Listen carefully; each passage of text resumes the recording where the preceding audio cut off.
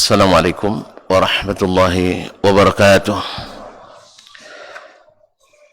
Alhamdulillahi rabbil alamin, wal aqibatu lil muttaqin, wala udwana illa 'alal zalimin.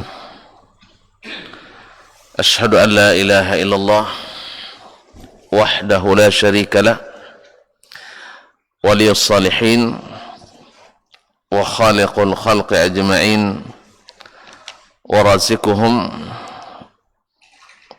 wa ma min dabbatin fil ardi illa 'ala Allahi rizquha wa ya'lamu mustaqarraha wa mustawda'aha kullun fi kitabin mubin.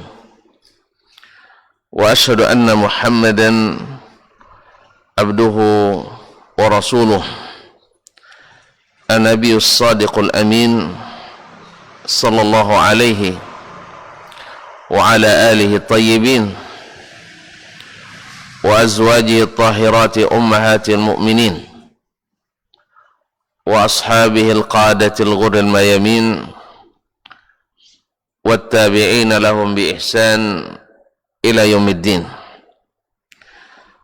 Amma ba'du, fa usi nafsi wa iyyakum ayyuhal muslimun bitaqwallahi azza wa jalla, fa innahu qad faza al-muttaqun.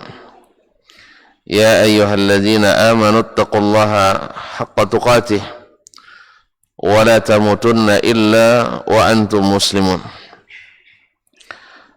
Bapak dan ibu-ibu, saudara-saudari kaum muslimin dan muslimat, al-hadirin wal hadirat, awal musyahidin wal musyahidat, wal mustami'ina wal mustami'at.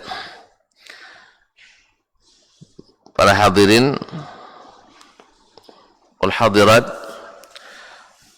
yang hadir di Masjid Abdurrahman Ibn Auf Pekanbaru, yang saya muliakan, saya hormati, yang saya cintai, ataupun yang mendengarkan melalui Radio Rabbani 91,1 FM, atau yang menyaksikan melalui media dimanapun berada. Alhamdulillah, Allah subhanahu wa ta'ala mengizinkan kita untuk saling mengingatkan,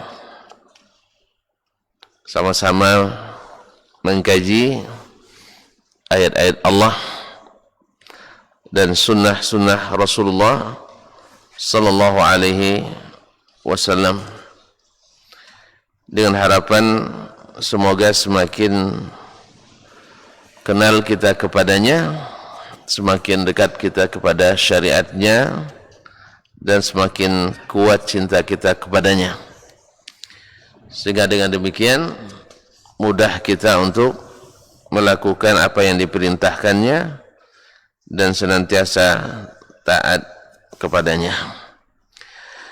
Ma'asyarul kiram yang dirahmati Allah subhanahu wa ta'ala,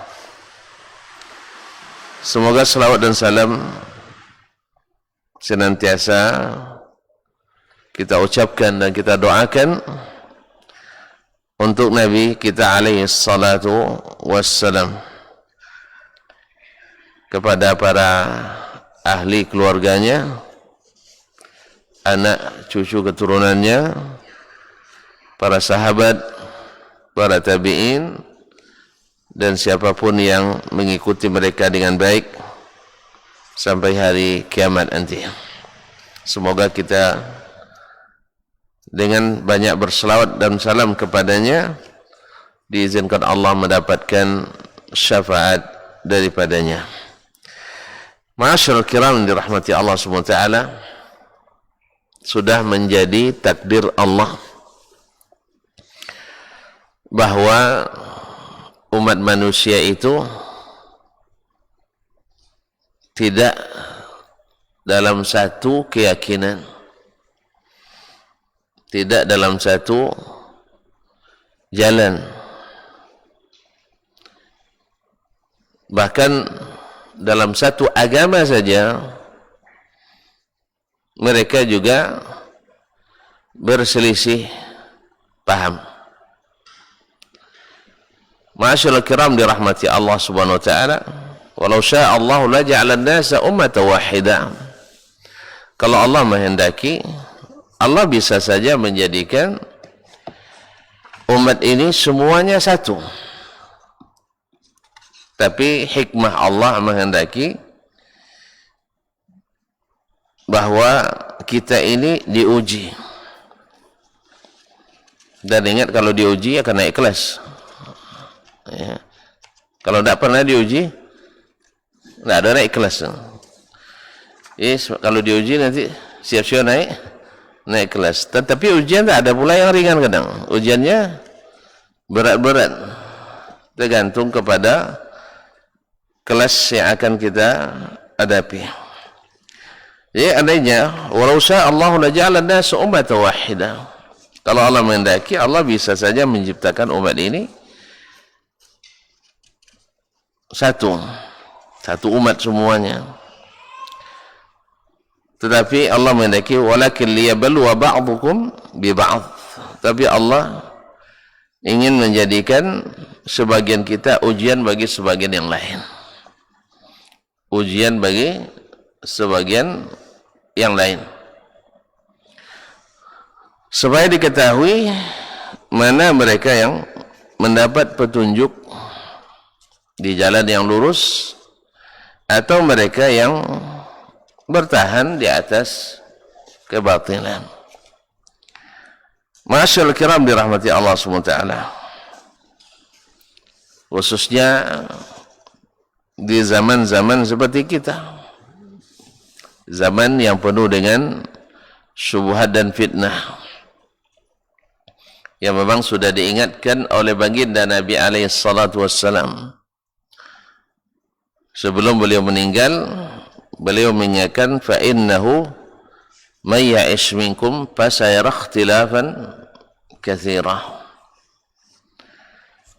Sesungguhnya siapa yang masih hidup nanti di antara kalian setelahku akan melihat perselisihan yang banyak. Ma'asyiral kiram dirahmati Allah, berarti ada dua cobaan dalam beragama ini yang harus dihadapi oleh umat manusia. Pertama, cobaan yang bersifat eksternal, yaitu antara orang Islam dengan orang Muslim dengan non-Muslim, bukan kafir. Taib, non-Muslim. Kemudian antara sesama umat Islam, antara sesama umat Islam. Subhanallah. Dan ini potensi berselisihnya juga tidak kalah. Kadang-kadang lebih senang pula bermusuhan sesama Muslim daripada bermusuhan sesama dengan yang bukan Muslim. Ma'asyiral kiram, tapi yang salah paham pula, berarti ngajak bermusuhan terus, tidak. Ma'asyiral kiram dirahmati Allah, ini seperti orang beradik-adik selalu berkalau, ya, tapi dengan kawan dekat-dekatan, bersahabat.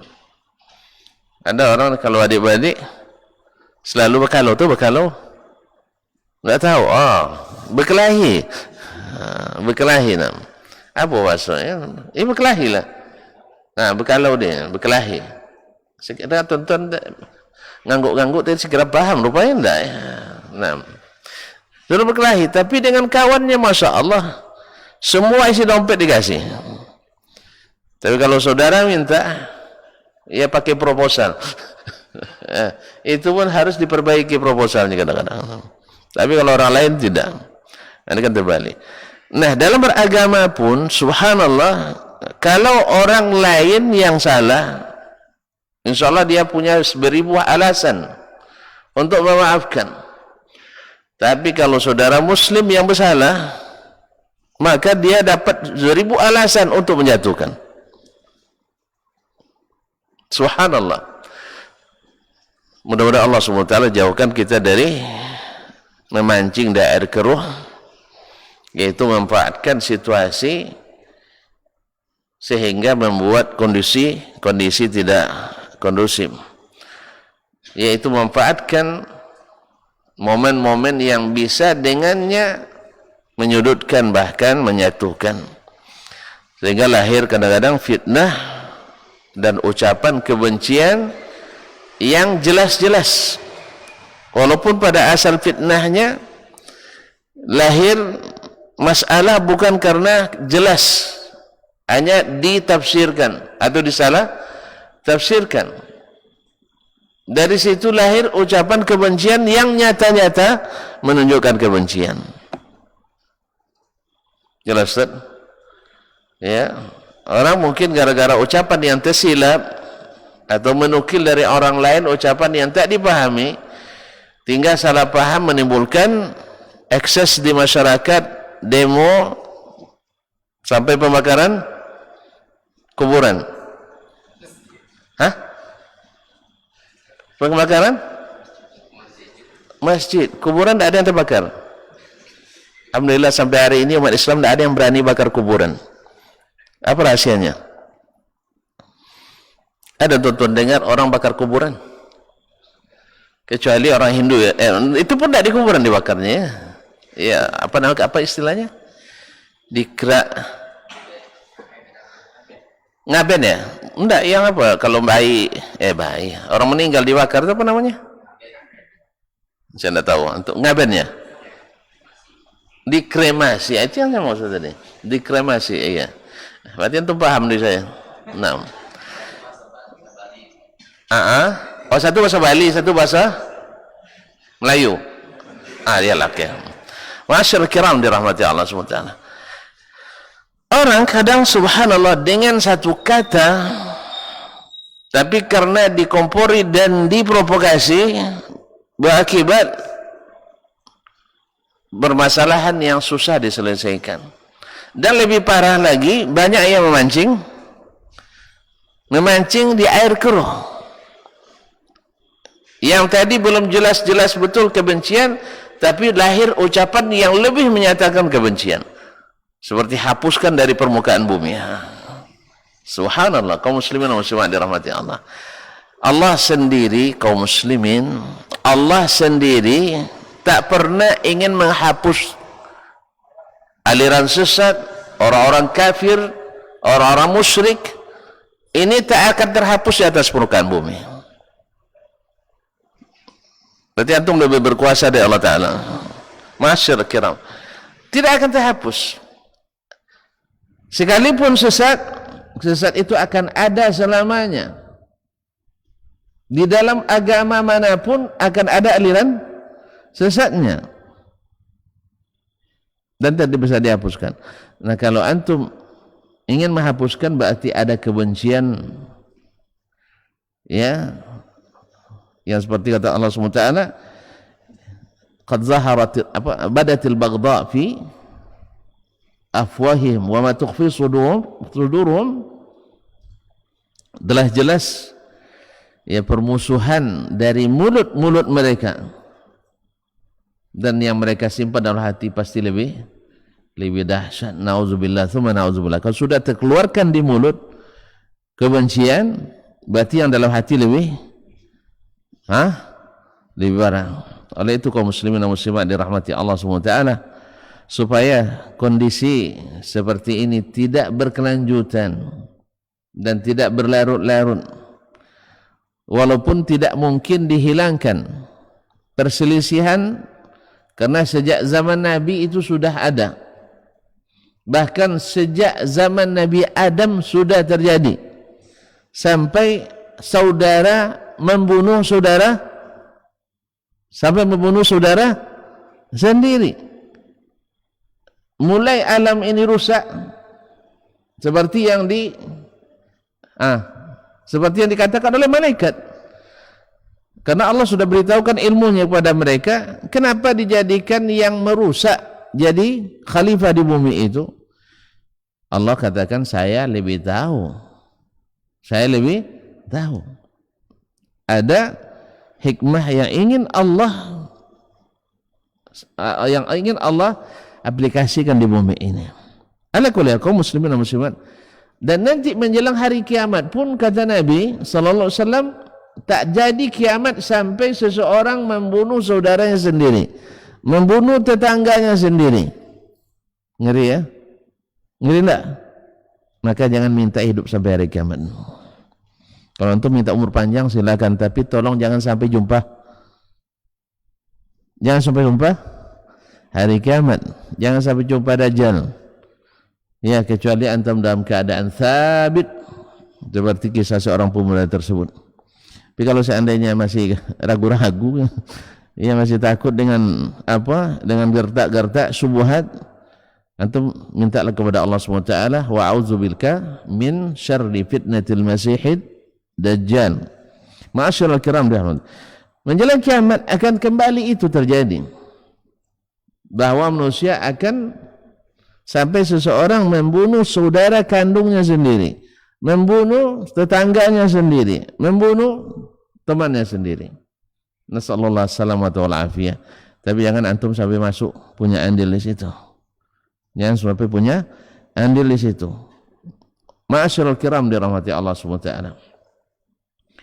Maka agar situasi dan kondisi selalu dan senantiasa kondusif, Nabi kita alaihi salatu wassalam dibimbing oleh Rabbul Alamin, yaitu ketika beliau hijrah ke Madinah, beliau sallallahu alaihi wasallam setelah berdakwah berapa lama di Madinah, di Makkah? Bilang aja, lupa.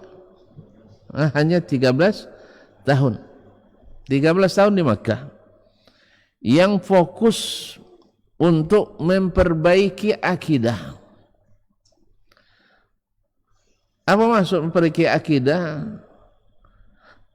Nabi SAW ibarat orang nak menanam tahu? Nanam apa misalnya? Cabai. Pernah nanam cabai? Belum pernah. Apa yang pernah antum tanam? Duit. Hah? Nggak tahu, menanam modal kan? Kan nanam juga namanya. Duit enggak juga. Terus apa yang pernah antum tanam? Singkong. Masya Allah. Antum yang paling mudah antum minta. Singkong lempar hidup juga dia. Ini apanya? Pandai ini Masya Allah, yang paling mudah. Taib. Oke lah, singkong. Antum nanam singkong, diapain dulu? Diruncing dulu, langsung gitu aja. Terus masuk semak-semak, tusukkan. Dibersihkan dulu. Itu yang saya mau. Nah, dibersihkan dulu, betul kan? Kemudian dibersihkan, dihilangkan rumput-rumput dan ilalangnya. Kalau ada semak-semak belukar, ditebang dulu, betul kan? Jelas tak? Mana yang lama kerjanya, meruncing tadi atau membersihkan lahan? Serius ini, bersihkan lahan lebih lama, makan waktu. Kira-kira kalau antum tidak bersihkan lahan dulu, mau tumbuh ubinya? Hah? Mau juga tumbuh, tapi iji kata orang kami. Tahu iji? Mati segan, mati tak mau, hidup pun segan. Kalau itu tak akan berbuah dia. Mana ada ubi berbuah? Ubi ada berbuah? Tak akan bezi dia. Ma'asyiral kiram dirahmati Allah. Jadi dakwah kepada tauhid itu memerlukan masa, memerlukan kesungguhan dan membersihkan lahan dulu. Tidak bisa langsung ditanam. Makanya Nabi membersihkan semak-semak syirik. Nabi membersihkan belantara kekufuran. Nabi membersihkan segala bentuk agama yang diada-adakan.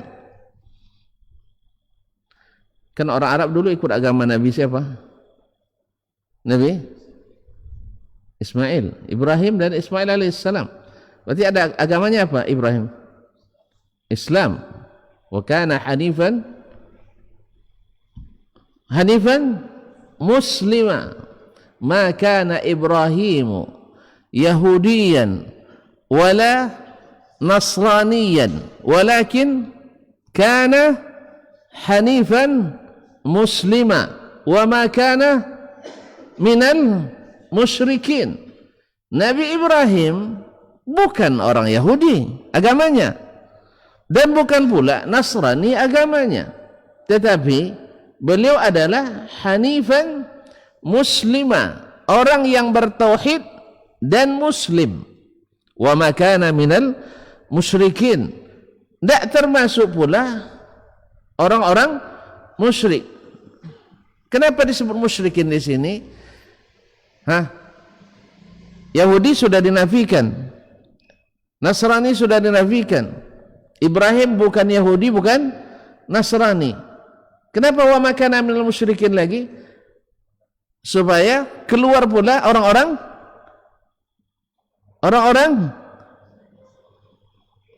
Arab yang menyembah selain Allah, musyrikil Arab. Jadi kalau ada yang klaim, "Woi, kami ikut agama Nabi Arab ngakunya ikut agama Nabi Ibrahim." Itu nak nyimak dari awal nampaknya. Nah, gara-gara Ubi dah habis ceritanya, kan cerita lagi. Ubi itu besok tinggal ngambil isinya. Dengan syarat tadi sudah disiangi, sudah digambutkan, sudah disuburkan, ya jelas. Tapi jangan kita kasih pupuk urea, nanti beracun kita. Ubi itu paling mudah. Besok cobalah yang sedikit-sedikit payah nanamnya. Ya, cabai itu payah meliharanya. Awak target 10 kali panen, 2 kali panen dah hitam dah merah apanya? Daunnya. Kalau merah buahnya kan senang kita nengoknya kan, bisa aja pasih lagi. Tapi kalau sudah merah daunnya, apa hasilnya? Tak berbuah dia. Baiklah kaum muslimin dan muslimat dirahmati Allah. Jadi orang-orang musyrikin Makkah mengaku ikut Nabi Ibrahim. Tidak, Allah nafikan. Ibrahim bukan musyrik. Tapi gimana?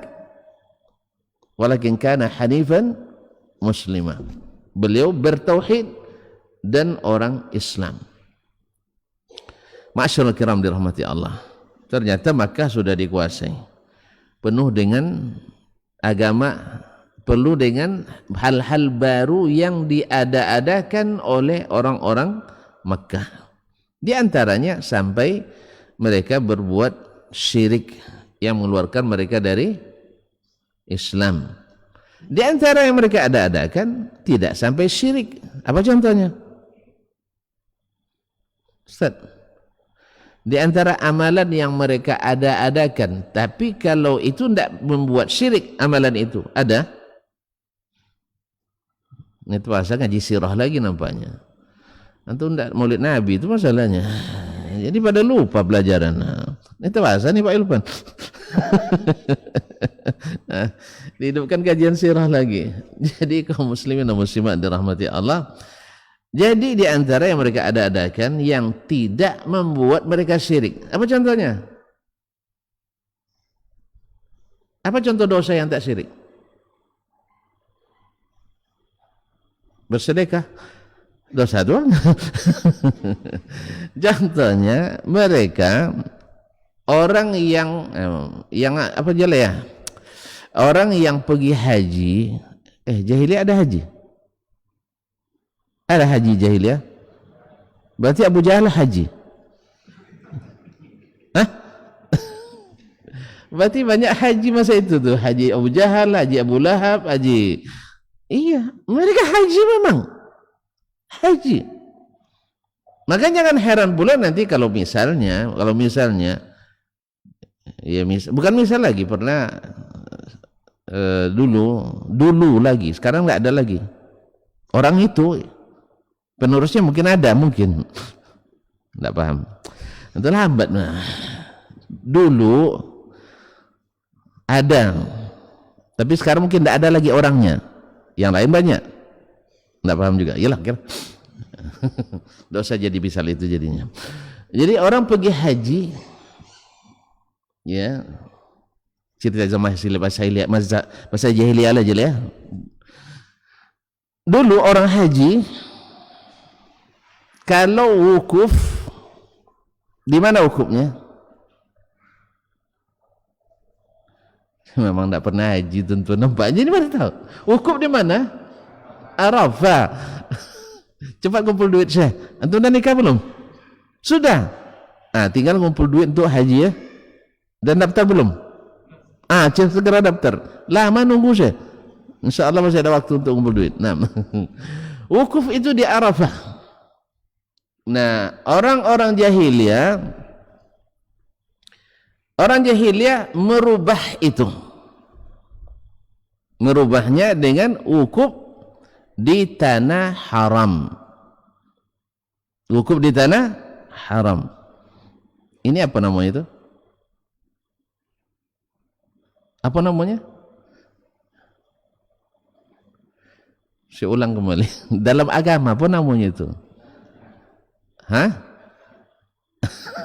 Antum berani bilang bid'ah di sini ya? Hati-hati jangan berani antum. Iya bid'ah memang. Bid'ah tapi hasanah. Kalau tidak hasanah tidak mungkin dibuat orang tuh. Alasannya ada, dalilnya ada. Mana yang lebih mulia, tanah haram atau tanah halal? Bingung jawabnya. Bukan maksud tanah di sini, tanah haram itu Makkah, tanah suci. Kan Arafah tidak masuk tanah haram, tapi tanah halal. Ini yang halal yang lebih ini yang haram yang lebih baik daripada yang halal. Faham tuh? Tanah haram artinya diharamkan buat zalim di dalamnya. Baik, saya ulang kembali. Dah paham? Mana yang lebih afdal, tanah halal atau tanah haram? Tanah haram, betul. Tapi jangan setelah ini nanti ambil tanah orang, jangan, bukan itu maksudnya. Tanah yang Allah haramkan di dalamnya berbuat kezaliman, itu lebih afdal daripada tanah yang halal. Maka alasan mereka sangat logis. Bahkan kalau ada studi akademis akan langsung disetujui itu. Apa sebab? Sangat logis dan bisa dianggap legal secara akademis. Apa sebab? Tanah haram lebih mulia dari tanah halal. Akhirnya mereka rubah dari Arafah ke perbatasan tanah haram. Akhirnya mereka hukumnya di mana? Tanah haram. Menurut mereka ini baik apa buruk? Baik, alhamdulillah. Mereka ini baik. Ustaz ya. Kemudian mereka dulu salat diajarkan tawaf oleh Nabi Ibrahim, doa. Doakan Nabi Ibrahim kan banyak. Dinukil dalam Al-Quran, dalam surah Al-Baqarah, surat Al-Anbiya, dalam surat Al-Hajj, dalam surat Ibrahim sendiri. Banyak doa-doa Nabi Ibrahim alaihissalam. Nah, yang isinya semua berisi tauhid. Lalu mereka merubah pula doa-doa atau cara berdoa di Ka'bah. Dengan apa? Supaya bersemangat sambil tepuk tangan dan bersiul. Wa ma kana salatuhum indal baiti illa muka'an wa tasdiyah. Tidaklah salat mereka, maksudnya sini mereka berdoa indal bait di sisi Baitullah kecuali bersiul dan tepuk tangan. Menurut antum ini apa namanya? Takut jadinya. Iya. Diajarkan oleh Nabi Ibrahim? Enggak. Dinisbatkan kepada agama Ibrahim? Iya. Ada dasarnya? Ada dasarnya? Ada dasar logisnya. Tapi ada dasar dalilnya? Enggak. Alasannya apa? Supaya lebih semangat dan semarak. Makanya antum kalau selawatan sendiri enggak semangat. Kan itu kan? Tapi kalau ramai-ramai semangat. Lebih semangat lagi bila pakai pakai alat, ya kan? Ini diantara yang mereka rubah-rubah tapi tidak membuat mereka keluar dari Islam, tidak masuk musyrik mereka. Itu maksud ana pendekatan apa yang terjadi zaman jahiliyah dulu. Mereka melakukan ini. Ma'asyiral kiram dirahmati Allah. Ini ceritakan dekat panjang dikit kalau dimulai dari zaman jahiliyah itu panjang ceritanya. Tidak usah ya, saya potong biar tonton cepat, ada harapan cepat selesai. Ya, saya potong.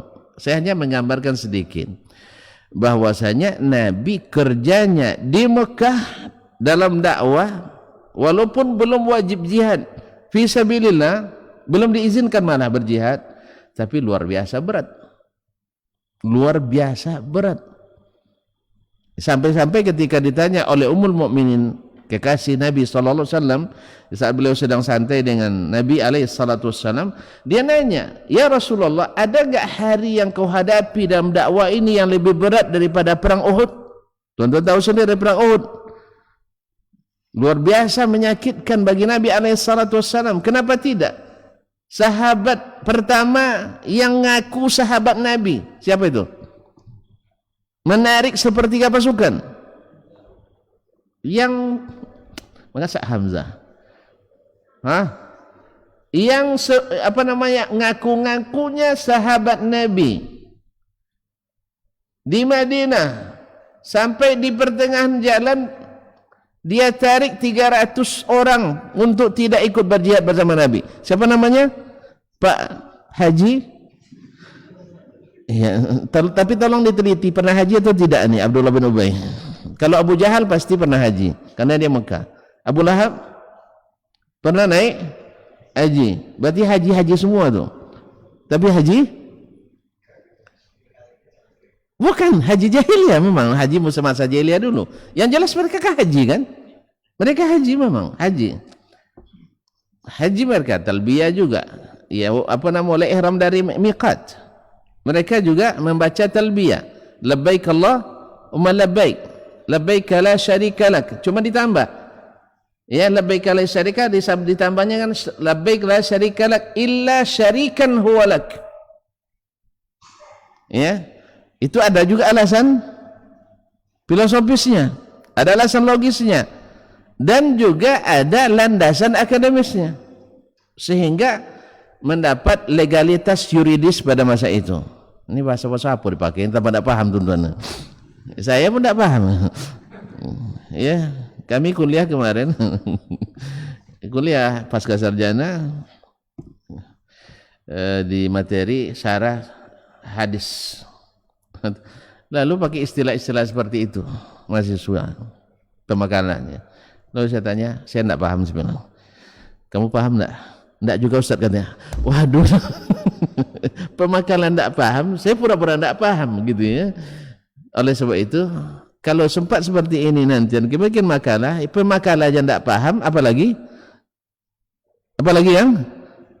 yang membaca, yang mendengar. Awak depan orang ramai malu pula, bilang tidak paham kan? Ngangguk-ngangguk juga, ngangguk orang ngangguk, ketawa orang ketawa juga kita. Nah, masyaallah kiram dirahmati Allah, karena terlalu banyak menggunakan istilah di luar ilmu itu, istilah asing yang tidak ada kait dengan yang mengaku agama kita. Akhirnya tambah tidak jelas. Ini jumlah mu'taridullah muhallala min al-i'rab, ini hanya intermezzo saja. Kembali ke yang tadi. Haji siapa tadi? Haji Abdullah bin Ubay. Bukan, tak, dia tidak haji. Saya tidak tahu entah haji atau tidak. Yang jelas dia di Madinah, dia Yathrib dulu. Jadi dia menarik sepertiga pasukan, sekitar 300 orang di saat-saat dekat dengan bertemu dengan musuh. Luar biasa, membuat bahkan sebagian sahabat dah mulai goyang. Tapi walakin Allah sallam, tapi Allah kuatkan mereka. Ini pertama. Kedua,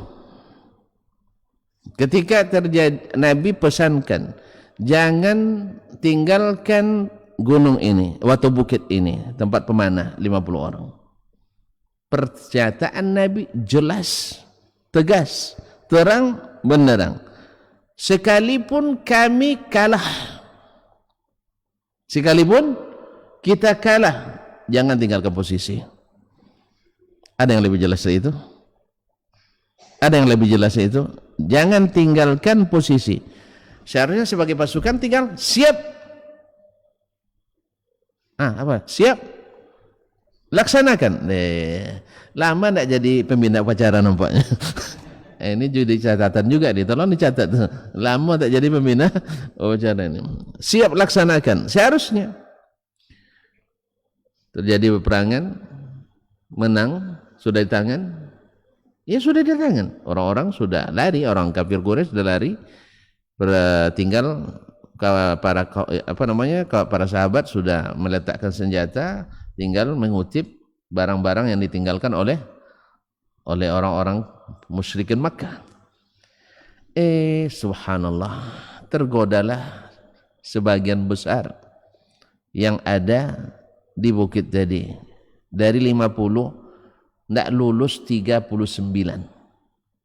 Itu di zaman sahabat, tuan-tuan. Bagaimana di zaman kita? Nauzubillah. 39 dan diingatkan, Nabi pesan, enggak apa lagi? Alasan logisnya jelas. Perang sudah usai. Ngapain kita lama-lama di sini? Padahal dalam hati mungkin ada juga minkum mayuridud dunya. Ada yang takut tak dapat bagian ghanimah. Kan itu orang yang Pak nanti jangan-jangan yang dapat yang ngumpulin aja, kita di atas ini dapat apa-apa, terpengaruh. Alasan logisnya ada, perang sudah usai.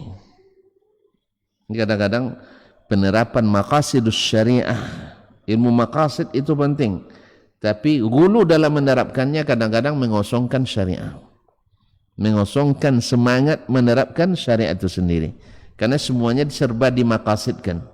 Padahal harus semuanya dikembalikan kepada ahlinya. Mana yang benar-benar maksudus syariah, mana yang sebenarnya maksud kita. Paham tak?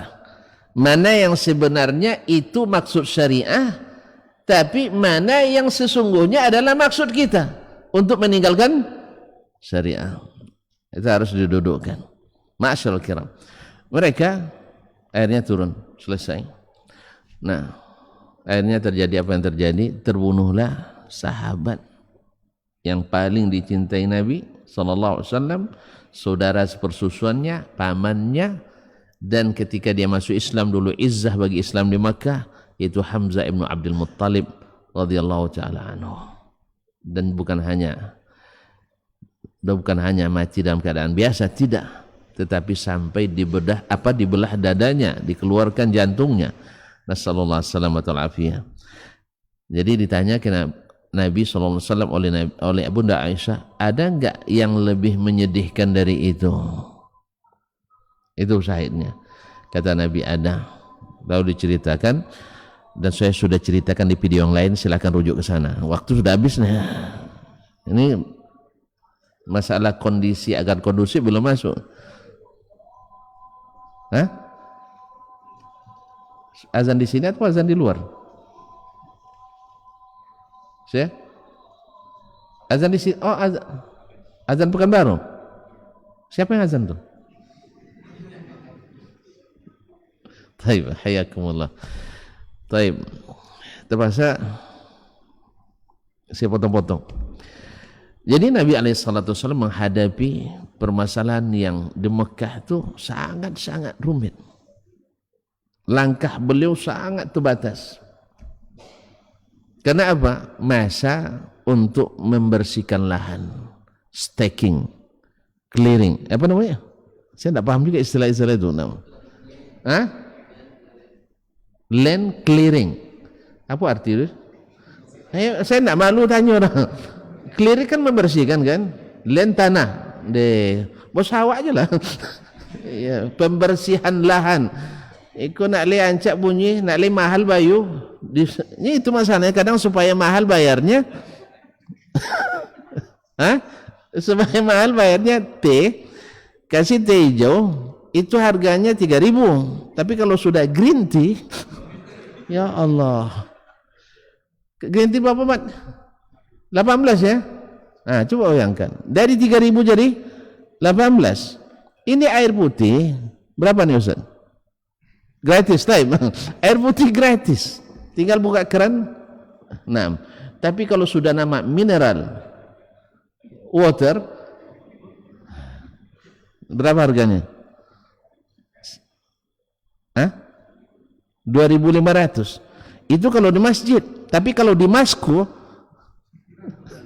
atau di hotel itu tidak bisa 2.500, bisa 25.000, apalagi kalau sudah di airport. Nah, ya kan? Allah musta'an. Ala kulli hal. Apa nama tadi? Taib. Jadi Nabi SAW di Makkah luar biasa sulitnya karena pembersihan kesyirikan, kekufuran, dan banyak sekali. Maka mereka yang kuat-kuat, yang kokoh-kokoh, yang terpilih-terpilih, mereka beriman pada Nabi SAW. Nah, inilah yang akan menjadi pilar-pilar peradaban Islam selanjutnya. Yang lain tentu belakang pula barisan. Ma'asyiral kiram dirahmati Allah. Orang-orang kuat inilah yang bersama Nabi SAW. Ada Abu Bakar, teruskan. Ada Umar, teruskan. Ada Utsman, ada Ali, Abdurrahman bin Auf, Talha bin Ubaidillah. Ya, dari barisan wanita ada Khadijah, ada Sumayyah, ya tak? Ada Asma binti Abu Bakar, dan dari kalangan anak-anak ada Ali bin Abi Talib radhiyallahu taala dan sahabat-sahabat yang lain. Ma'asyiral kiram dirahmati Allah Subhanahu wa taala. Dan kalau kita perhatikan ya, yang cepat menerima itu yang tidak berkepentingan dengan kesesatan-kesesatan yang dilakukan orang jahiliyah itu. Contoh Khadijah radhiyallahu anha, ada kepentingannya dengan syirik berhala? Tidak ada. Dia memang tidak pernah nyembah berhala di masa jahiliyah. Abu Bakar juga tidak pernah sujud dan rukuk ke berhala di masa jahiliyah. Utsman ada kepentingan dengan riba. Sepertinya Utsman juga tidak tercatat pemakan riba hatta di zaman jahiliyah. Dan seterusnya. Tapi yang punya kepentingan dalamnya, para kepala-kepalanya itu, mereka yang merasa terusik dengannya. Terusik dengan kesyirikan-kesyirikan yang ada itu. Masyarakat kiram dirahmati Allah SWT. Singkat cerita, Nabi pun hijrah ke Madinah, di mana peradaban Islam sudah menunjukkan tanda-tanda akan tumbuh, tanda-tanda akan subur. Pasalnya apa? Karena masyarakatnya ibarat menanam, sudah dibersihkan lahannya, ya, orang-orangnya memang sudah disiapkan menerima. Buktinya di perjanjian Aqabah pertama dan Aqabah kedua, mereka dengan lempangnya menerima dakwah Nabi SAW. Dan alhamdulillah di Madinah perkembangan Islam hampir tanpa tantangan. Kecuali kaum munafik nanti itu bab lain. Tapi tidak ada seperti di Mekah. Tidak ada orang-orang yang masuk Islam di Madinah lalu disiksa, diintimidasi, diprovokasi dan sebagainya, tidak ada. Jadi mereka memang di samping memang mereka tidak ingin orang Yahudi lebih duluan beriman pada Nabi kita Muhammad sallallahu alaihi wasallam. Karena Yahudi selalu mengancam orang-orang Ansar sebelum masuk Islam dulu. Besok kami akan mengikuti seorang nabi akhir zaman dan kalian akan kami bunuh. Itu bahasanya. Ini bahasa-bahasa bunuh, sebenarnya bahasa bahasa Yahudi sebenarnya. Nah, semangat Yahudi itu. Ma'asyiral kiram dirahmati Allah. Maka ketika orang Ansar Allah takdirkan bertemu dengan Nabi, mereka akhirnya berkata sesama mereka, jangan sampai kita didahului oleh orang Yahudi. Sebab kalau Yahudi yang dulu mati kita, habis kita. Akhirnya mereka berbaiat kepada Nabi alaihissalatu wassalam. Nah, di Madinah lah Nabi alaihissalatu wassalam untuk menjaga kondusivitas beragama, karena memang Islam ini agama yang disiapkan untuk seluruh umat manusia, untuk seluruh keadaan dan untuk seluruh zaman, dengan berbagai etnis, ras, suku, budaya, bangsa dan sebagainya. Islam siap dengan segala itu. Maka Nabi alaihissalatu wassalam di Madinah secara garis besar, karena kalau garis kecil nanti tidak nampak lama kita, dengan ngantuk-ngantuk nanti tidak selesai juga. Terasa garis-garis besar, meletakkan fondasi yang mengatur hubungan umat manusia di Madinah menjadi kepada 3 kelompok aturan. Yang pertama, yang mengatur hubungan antara kaum muslimin dengan Allah Subhanahu wa taala. Yang kedua, yaitu aturan syariat yang berkaitan dengan sesama orang Islam. Dan yang ketiga adalah aturan syar'i berkaitan dengan orang-orang di luar Islam. Kita dengarkan azan dulu. Atau dibahas juga langsung? Hah? Azan dulu lah, Syekh. Nah. Atau kok gemetar? Enggak ramai orang masa itu gemetarnya. Allahu Akbar,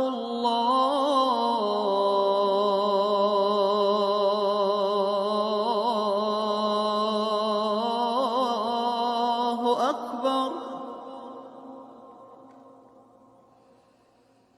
Allahu Akbar, Allahu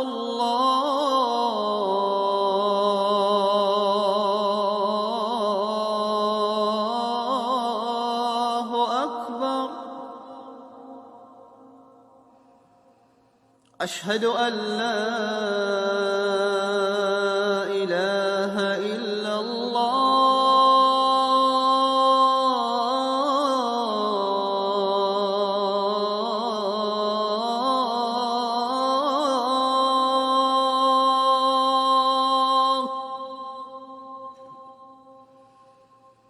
Ashhadu an la ilaha illallah.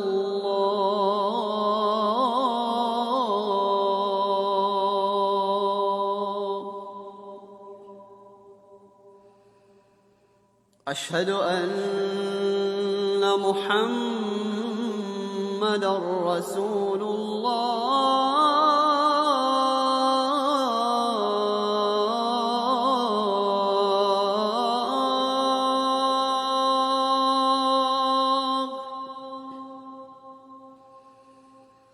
Ashhadu anna Muhammadar Rasulullah.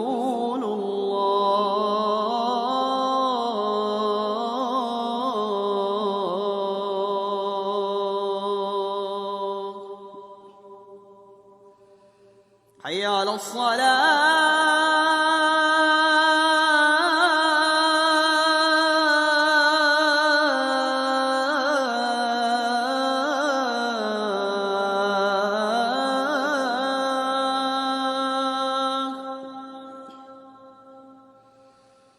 Hayya 'alas salah.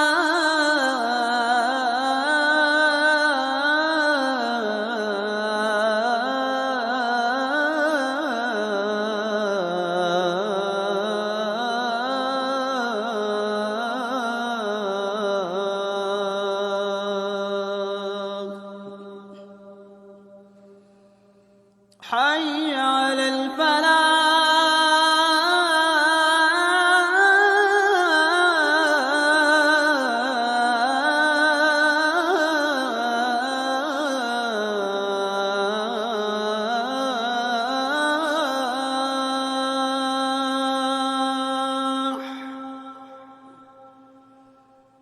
حي على الفلاح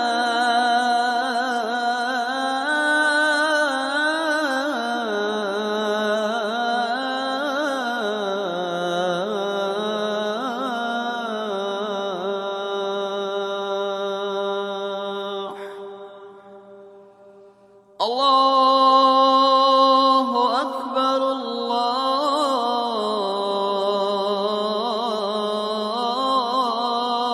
أكبر لا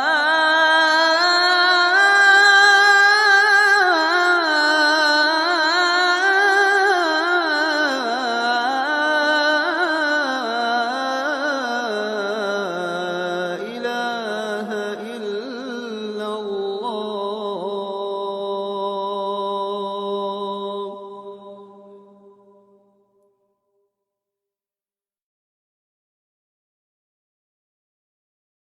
Ini adalah contoh langsung dari Nabi SAW berinteraksi dengan sesama Muslim dan dengan yang bukan Muslim. Maka Nabi membagi secara garis besar, yaitu aturan yang mengatur orang-orang beriman dengan Allah Tabaraka wa Ta'ala, yang disebut dengan hukum ibadat wal i'tiqadat, yaitu yang berkaitan dengan keyakinan, apa yang harus diyakini tentang Allah dan apa yang harus dilakukan terhadap Allah. Nabi jelaskan dengan sejelas-jelasnya, tidak mengikut kepada apa yang diinginkan oleh mereka, tapi mengikut apa yang difirmankan Allah kepada Nabi SAW. Kalau setuju, alhamdulillah, artinya kalau sesuai dengan yang diinginkan lalu disetujui, itu adalah kemurahan Allah Tabaraka wa Ta'ala. Tapi kalau ada mereka inginkan sesuatu tapi tidak setuju oleh Allah dan Rasul, maka tidak dilakukan dan harus diterima seperti itu. Contoh yang disetujui oleh Nabi SAW. Misalnya Nabi SAW mendengar atau dilaporkan kepadanya seorang mendengar saudaranya salat malam dengan membaca setiap rakaatnya qul huwallahu ahad. Ditanya kepada Nabi, ditanya oleh Nabi, kenapa kau baca itu terus? Dia bilang, saya mencintai surat itu. Lalu Nabi bolehkan amalan itu. Berarti amalan ini diterima dan bagian dari syariat dan sunnah Nabi SAW. Ada lagi yang bernazar untuk puasa sambil berjemur dan tidak berbicara sepanjang hari. Nampak pula oleh Nabi SAW. Ini kan sama-sama niatnya baik, ini kan? Sama niatnya baik, sama. Maka Nabi katakan, suruh dia meneruskan puasanya karena nazar, karena puasa disyariatkan, tapi jangan berjemur karena mengazab diri tidak disyariatkan, nyiksa diri tidak disyariatkan, dan suruh berbicara. Berarti kalau ada puasa yang nak buat puasa sekarang dengan cara berjemur dan tidak bercakap-cakap, kita bilang ini puasa dilarang oleh baginda Rasulullah SAW. Oh, niat baik orang melakukan dulu, iya, tapi dilarang oleh Nabi. Tidak semua niat baik direkomendasikan dalam syariat. Jelas? Jelas, so? Datang lagi seseorang berniat baik, ingin lebih dari Nabi puasanya. Nabi bilang sebaik-baik puasa itu puasa sehari, lalu tidak puasa setahun. Gitu. Itu udah mulai ngantuk nampaknya. Baik, puasa sehari, tidak puasa sehari pula. Jelas? Maka Nabi bolehkan itu. Nah, ini dia nak puasa setiap hari. Kata Nabi, tidak boleh. Ini tidak syariatkan. Saya sanggup Rasulullah. Masalahnya bukan kamu sanggup atau tidak. Masalahnya bukan sanggup atau tidak, tapi Allah tak setuju itu. Ya, sekarang misalnya, mohon maaf, kalau kita dengan alasan saya bisa, apa contohnya amalan yang diada-adakan dengan alasan oh saya mampu untuk itu, kita bilang bukan karena kemampuan antum, tapi karena Allah tidak tidak setuju itu. Karena mengada-ngadakan sesuatu itu menimbulkan masalah-masalah baru dalam Islam. Jelas ya? Atau misalnya ketika Nabi SAW melarang untuk membangun kuburan, ya, kan tanpa ada dijelaskan kuburan asal milik pribadi boleh, tidak ada. Kuburan dalam masjid apalagi. Lalu Nabi katakan, bahkan Nabi utus Ali bin Abi Thalib, tak kau temukan kuburan yang tinggi kecuali kau ratakan. Tidak ada yang kau dapatkan dibina kecuali engkau hancurkan. Ini kalau bahasa hancurkan bahaya nih Ustaz ya. Ucapan apa namanya? Hasutan. Tapi itulah terjemahan letterlessnya. Artinya diapakan? Diruntuhkan. Karena itu dilarang. Nabi tidak berikan kalau kuburan itu milik tanah pribadi, jangan, tidak ada. Tidak ada pengecualiannya. Makanya berlaku kaedah apa namanya? Tarkul istifsal fi mawaridil ihtimal yadullu ala al-umumi fil maqal. Tidak usah diterjemahkan kan? Bila dalil itu mengandung berbagai makna tapi tidak ditafsil, diperinci, menunjukkan bahwa dia berlaku secara umum. Berarti nak kuburan pribadi, nak kuburan syekh, kuburan siapapun tetap berlaku, tidak boleh dibangun. Ini contohnya. Oh enggak, kami mampu, ini milik sendiri. Oh ini supaya mentakzim dan sebagainya. Tidak. Apalagi alasannya banyak orang yang melakukan. Ini kan kewalahan kita kaum muslimin dan muslimat dirahmati Allah, apalagi di kota-kota besar. Ya, di kota-kota besar ada kuburan dengan harga miliaran. Tidak pernah dengar? Tidak usah lah ngerian tuh, nanti tidak mau mati. Iya, tidak usah dengar itu, biarin aja lah. Ada yang miliaran, lebih mahal dari rumah kita yang hidup-hidup ini. Iya, ada yang sampai 15 miliar kuburannya. Nak coba? Antum kalau mau saya linkkan. Tapi kuburan kayaknya kuburan bukan muslim kayaknya. Ini kaum muslimin dan muslimat di rumah. Untuk apa kuburan itu? Ini contohnya kaum muslimin dan muslimat. Masalahnya mampu, bukan masalah mampu tidak mampu, tapi boleh oleh Allah atau tidak boleh. Jelas? Saya kalau belum jelas tambah lagi nih contoh lama kita di bab ini. Saya tidak mau lama di sini, di bab yang kedua yang saya mau lama dikit aja, tidak lama betul ya, dikit aja. Yaitu yang mengatur hubungan sesama muslim. Ya. Subhanallah. Kalau antum amati surat Al-Hujurat, dia tidak panjang. Tapi subhanallah maknanya luar biasa. Kalau ini diterapkan oleh muslim sesama muslim, insya Allah kondisi sesama muslim akan senantiasa kondusif. Pertama, Allah memulai dengan panggilan, ya ayyuhalladzina amanu, wahai orang-orang yang beriman. Artinya yang akan menerima panggilan ini hanya orang-orang beriman. Yang masih belum sampai ke taraf iman, masih Islam KTP atau Islam ABC. Mau tahu makna Islam ABC, dengarkan nanti podcast dengan Dr. Helmi Basri. Ya, sebab kalau saya jelaskan sekarang nanti lama lagi. Antum tidak siap lama-lama. Ya karena ceramah beliau sejam itu ya, kalau tidak salah. Nah, dengar aja sendiri nanti di podcast di Kampar Mengaji TV Radio Rabbani 91,1 FM, yaitu dengan judul apa tema judul tadi? Lupa pula saya. Hah? Islam ABC, Islam ABC. Nah. Ya. Apa namanya? Allah mulai dengan ya ayyuhallazina amanu, sebab di akhir ayat Allah tunjukkan qalatil a'rabu amanna qul lam tu'minu walakin qulu aslamna. Jadi beda, Allah bedakan antara derajat iman dan Islam. Kalau iman dia terima. Qalu sami'na wa ata'na. Amana ar-rasulu bima unzila ilaihi min rabbih wal mu'minun. Orang-orang beriman. Ma'asyiral kiram dirahmati Allah Subhanahu wa taala. Apa perintahnya? La tuqaddimu baina yadayillahi wa rasulih. Jangan kalian mendahului Allah dan Rasulnya. Kalau orang beriman takkan mendahului Allah dan Rasul. Kalau tidak ada kata Allah, tidak ada kata Rasul, dia berhenti. Walaupun dalam pandangannya jadi baik, seperti dulu orang jahiliyah menganggap wukuf di tanah halal lebih baik daripada wukuf di tanah haram.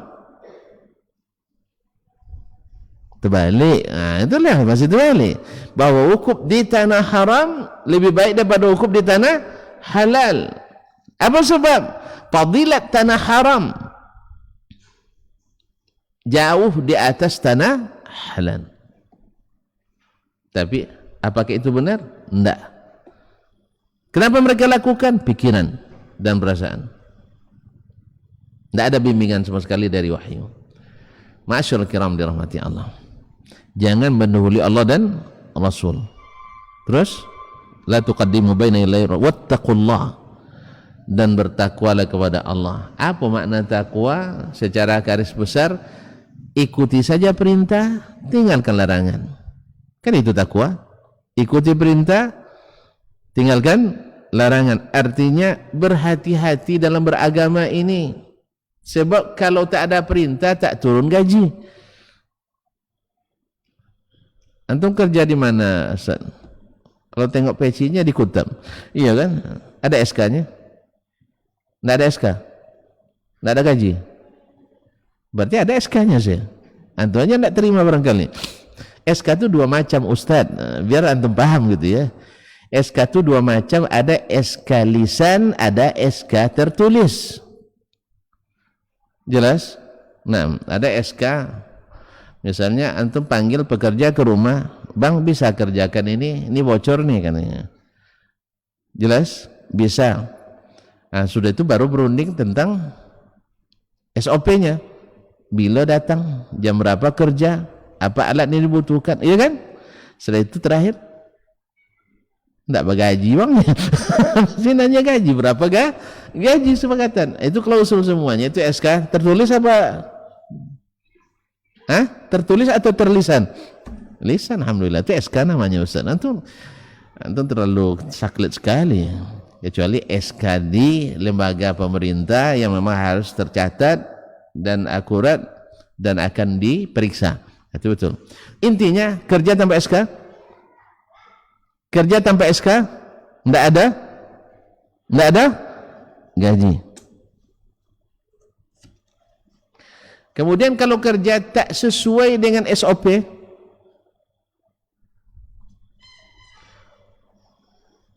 ada gaji. Antum tidak pernah jadi pimpinan. Iyalah. Kamu belum pernah jadi pimpinan kan? Oh, iyalah, tahu saya. Besok cepat S2 S3 nanti mudah-mudahan jadi pimpinan. Sudah pimpinan nanti tahu antum bahwa kerja tak sesuai SOP tak cair gaji. Contoh. Ya, tadi kan ceritanya bocor di ruang depan. Tiba-tiba antum kerja di dapur. Yang dikerjakan bukan yang pelapon yang bocor, tapi wastafel yang berkarat dibersihkan. Kira-kira dikasih gaji enggak? Hah? Kalau dikasih berarti baik sekali itu tuan rumahnya. Nah, awas suruh kamu yang bocor ini pula yang kamu urus katanya. Jelas ya? Nah, enggak keluar. Dan itu kalau tentu sendiri tahu kalau di lembaga-lembaga profesional itu mereka lebih teliti. Bukan pemerintah misalnya, ini anggaran untuk lampu, ya, ini anggaran untuk buku, untuk lampu dah habis, untuk buku masih sisa, boleh dipakai? Hah? Saya bilang aja lah tidak boleh dipakai. Kayaknya itu belum pengalaman nampaknya ya. Tidak boleh dipakai. Kalau dipakai, jadi dalam rumah tangga kan sudah banyak istri tadi. Nah, ini duit untuk istri 1 juta. Ini duit untuk belanja makan antum di jalan 1 juta. Baik, habis duit antum. Boleh langsung ambil? Boleh langsung ambil? Kan tidak boleh. Kalau diambil gimana? temuan nanti antum diikat sama istri itu. Kaum muslim, masyaallah kiram dirahmati Allah. Jadi ini yang pertama, hubungan jangan mendahului Allah dan Rasul. Bertakwalah pada Allah, sesungguhnya Allah Maha mendengar, Maha mengetahui. Sami'un alim, Maha mengetahui. Setelah itu adab kepada Rasulullah SAW. Ya ayyuhalladzina amanu la tarfa'u aswatakum fawqa sautin nabi. Orang-orang beriman, jangan angkat suara di atas suara Nabi. Mengangkat suara aja tidak dibolehkan, apalagi membantah perintah Nabi atau melangkahi larangan Nabi sallallahu alaihi wasallam. Makanya juru bicara Ansar yaitu Qais bin Khalid bin Syammas, dia orangnya bicaranya suaranya besar. Kalau antum nak tahu, saya kenalkan teman saya orang Nigeria dulu. Dia ngambil S3 di sana. Itu dari lantai 4 berbisik kedengaran. Berbisik itu bukan itu baru berbisik gitu. Ya. Jadi berbisiknya dari lantai 4 kedengaran ke bawah. Bagaimana kalau dia bicara?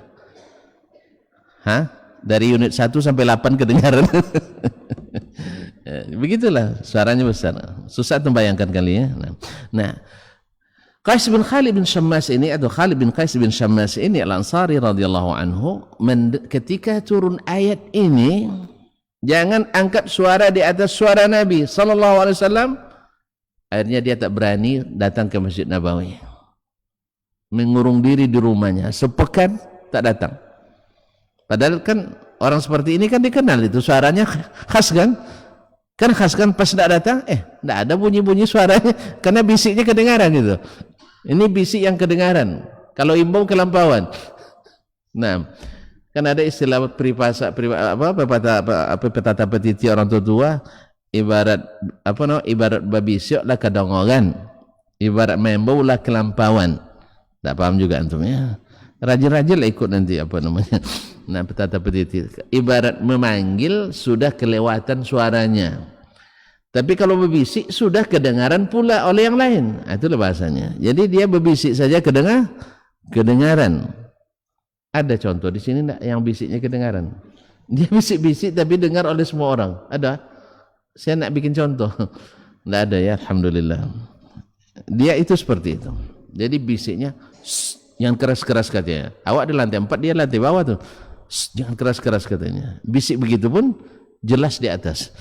Nah, masyaallah kiram dan mati. Jadi dia juru bicara Ansar, ya karena suaranya lantang, dia sering bertanya ke Rasulullah SAW. Nah, mendengar ayat jangan angkat suaramu di atas suara Rasul, dia ketakutan. Kita butuh orang-orang yang seperti ini hari ini kaum muslimin. Bila dengar ayat menegur, dia bukan justru memindahkan itu ayat untuk kamu, bukan untuk saya, enggak. Kita merasakan ayat itu untuk kita, supaya masuk ke dalam jiwa. Dan kalau sudah masuk, mau kita mengamalkannya atau mencoba-coba mengamalkannya. Ya Ustaz ya? Demikian juga ketika mendengar hadis-hadis Nabi alaihissalatu wassalam, oh enggak, saya sudah hebat lah, sudah melaksanakan. Bukan. Justru kita merasa kita yang paling tidak melakukan. Itu yang terjadi pada sahabat tadi, dan umumnya sahabat seperti itu. Dicari oleh Nabi SAW atau ditanya oleh Nabi, lalu dia katakan dia takut dari Rasulullah suaranya lebih besar dari suara engkau. Pada Allah katakan la tarfa'u aswatakum fawqa sautin nabi. Ini suara yang sifatnya alami saja dia takut. Bagaimana dengan kita yang suaranya sengaja dikeras-keraskan? Ya, pernah di masa Umar bin Khattab jadi khalifah, ada 2 orang dekat kuburan Nabi, dia angkat suaranya, panggil oleh Umar, min aina antuma, kalian dari mana? Dibilang dari Irak. Oh iyalah, kalau sempat kalian min ahlil balad la uja'tukum darban, kalau kamu orang sini pasti akan aku pukul sampai kesakitan. Umar kan main itu aja kan, saya pukul sampai kesakitan. Memang kadang-kadang tidak bisa kecuali dengan kayak gitu kayaknya ya. Nah, tapi karena dia bukan orang Madinah, karena kalau orang luar Madinah kan belum tahu adab-adab seperti itu kadang sebagiannya, maka mereka dimaafkan oleh Umar bin Khattab radhiyallahu taala anhu. Terus kaum muslimin dan muslimat, innal ladzina yaghudduna aswatahum inda Rasulillah, sesungguhnya orang-orang yang menundukkan suaranya. Tadi ayat, kenapa dia takut tadi? Karena di ujung ayat antahbata a'malukum wa antum la tash'urun. Nanti amalan kalian batal. Gara-gara meninggikan suara bisa amalan kita batal. Bagaimana dengan melanggar perintah, mengerjakanlah larangan Nabi SAW. Ma'asyarul kiram dirahmati Allah. Saya antahbata a'malukum wa antum la tash'urun, takut amalan kalian batal sedang kalian tidak menyadarinya. Ma'asyarul kiram. Calon empatnya, innal ladzina yaghudduna aswatahum, ini sifat orang-orang bertakwa. Kemudian orang yang memanggilmu dari belakang pintu dengan suara keras, kebanyakan mereka tidak paham. Andainya mereka menunggu itu lebih baik, tetapi Allah Maha memaafkan. Kemudian ya ayyuhalladzina amanu in ja'akum fasiqun binaba'in fatabayyanu, wahai orang-orang yang beriman, jika datang kepadamu orang fasik bawa berita, maka tabayyanu, lakukan konfirmasi dan klarifikasi. Ya, sebab apa? Takut antusibu qauman bijahalatin. Sebab bisa saja kalian gara-gara berita itu menimbulkan musibah bagi suatu kaum tanpa kalian ketahui. Fatusbihu ala ma fa'altum nadimin, nanti kalian akan menyesal. Menyesal di dunia bisa dengan klarifikasi dan minta maaf. Tapi kalau di akhirat bayarnya pahala dengan pahala, atau tidak cukup dosa dilimpahkan ke kita. Nauzubillah. Karena kezaliman itu adalah berbahaya kaum muslimin. Makanya menerima berita, apalagi di zaman-zaman seperti sekarang ini, semua orang masuk dalam dunia berita. Kalau dulu kalau yang aneh-aneh aja masuk dunia berita, sekarang semuanya masuk dalam dunia berita. Semua komentar sana sini. Maka kaum muslimin dan muslimat, gunakanlah jari kita untuk menulis yang baik, kalau tidak jangan tulis. Gunakanlah lisan kita untuk mengucapkan yang baik, kalau tidak jangan berucap. Kalau hanya memperparah masalah, maka jangan lakukan. Sebab kaum muslimin dan muslimat dirahmati Allah SWT, berzalimi orang kafir saja Allah tidak suka. Menzalimi orang kafir saja Allah tidak suka.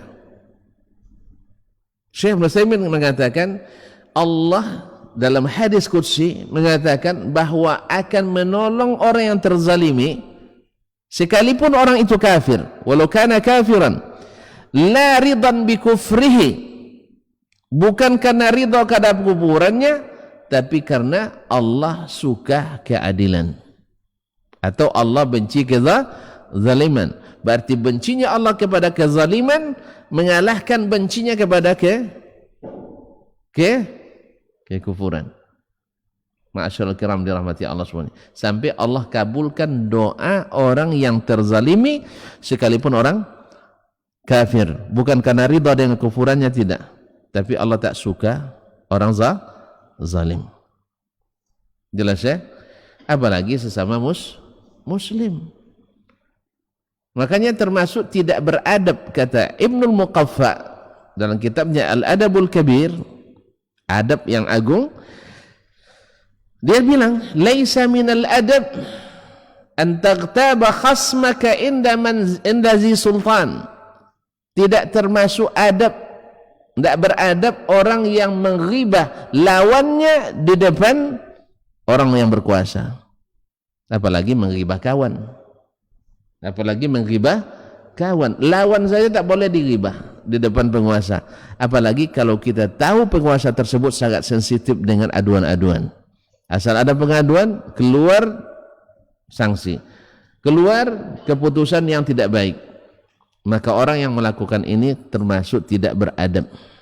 Tidak beradab. Apalagi yang bersifatnya mengadu domba, bersifatnya memfitnah dan sebagainya. Ma'asyiral kiram dirahmati Allah. Makanya jangan sekali-kali menerima berita dari orang fasik sebelum diklarifikasi, apalagi kalau ada konsekuensi hukumnya, supaya keadaan kita kondusif. Makanya Umar bin Khattab radhiyallahu anhu memberikan terapi yang subhanallah, ya, yang katanya bila kau dengar sesuatu dari saudaramu muslim yang tidak baik, carikan baginya 70 alasan yang membuat engkau tidak menyalahkannya. Wa illam tajid faqul la'alla li akhi uzran la a'lamu. Mungkin saudaraku punya uzur, punya alasan yang saya tidak ketahui. Akan sangat jauh dan kontras sekali dengan orang yang jelas belum tentu yang belum tentu berniat buruk, tapi dia sudah mencari 70 alasan untuk memperburuknya. Beda memang didikan Nabi dengan didikan bukan Nabi sallallahu alaihi wasallam. Ya, didikan Nabi ya seperti ini, carikan 70 alasan. Antum tahu sendiri Umar orangnya keras, bukan keras tapi tegas. Awak enggak keras tapi enggak tegas. Kerasnya luar biasa. Kalau enggak kawan, kerasnya luar biasa. Tapi pas kawan salah pun kawan diiakannya juga. Itu enggak tegas namanya. Itu hanya keras. Keras, Allah tak suka keras. Allah suka tegas. Dengan kawan, dengan lawan tegas memang. Tapi enggak. Pas kalau kawan seiring, salah pun dianggukkan. Tapi kalau benar kawan tak seiring, dia tolak. Ini enggak terima. Ma'asyiral kiram. Masih semangat tak? Masih panjang lagi. Iya, surah Al-Hujurat ini. Mudah-mudahan kaum muslimin dan muslimat. Kemudian wa'lamu anna fikum Rasulullah.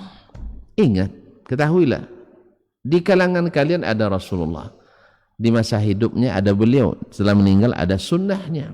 Kembali ke situ, karena itu pesan Allah dan Rasulnya sallallahu alaihi wasallam, bahwa kita mesti kembali kepada Rasulullah SAW. Di masa hidupnya dulu bukan tak pernah terjadi perselisihan di antara sahabat, tetapi kepada Nabi mereka mencari solusi dan penyelesaian. Bila Nabi putuskan, mereka terima sami'na wa ata'na. Kadang-kadang dua-duanya diterima oleh Nabi. Karena apa? Karena hukum bisa mengakomodir keduanya. Ada kalanya satu diterima, satu ditolak oleh Nabi.